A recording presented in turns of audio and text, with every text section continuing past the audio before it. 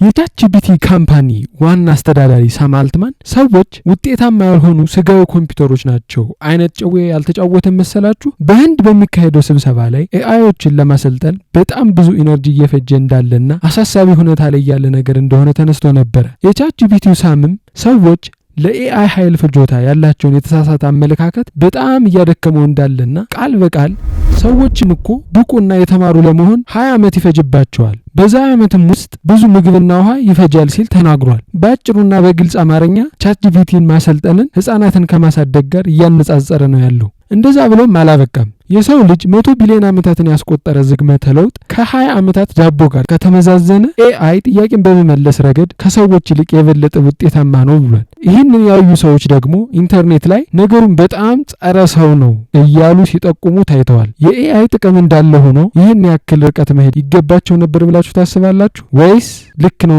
ብላችሁ የምታስቡት? እስኪ ያሳውቁኝ።